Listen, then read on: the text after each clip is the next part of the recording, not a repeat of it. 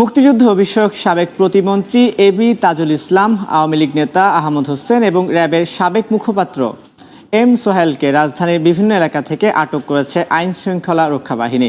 মঙ্গলবার দিবাগত রাতে তাদের আটক করা হয়। ঢাকা মহানগর পুলিশের গোয়েন্দা বিভাগের একটি সূত্র জানিয়েছে, তাজুল ইসলামকে রাজধানীর বনশ্রী থেকে, আহমদ হোসেনকে গুলশান এবং সোহাইলকে বনানী থেকে আটক করা হয়েছে।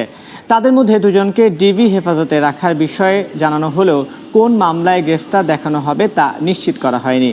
2008 সাল থেকে টানা 4 বার ব্রাহ্মণবাড়িয়া 4 আসনের সংসদ সদস্য ছিলেন এবি তাজুল ইসলাম। এদিকে আওয়ামী লীগের সাংগঠনিক সম্পাদক আহমদ হোসেন দ্বাদশ জাতীয় সংসদ নির্বাচনে নেত্রকোনা 5 আসন থেকে নির্বাচিত হয়েছিলেন। আর সোমবার নৌবাহিনী থেকে বাধ্যতামূলক অবসরে পাঠানো হয় রিয়ার অ্যাডমিরাল মোহাম্মদ সোহাইলকে। 2010 সাল থেকে 2 বছর র্যাবের লিগ্যাল অ্যান্ড মিডিয়া উইংয়ের ডিরেক্টর ছিলেন তিনি।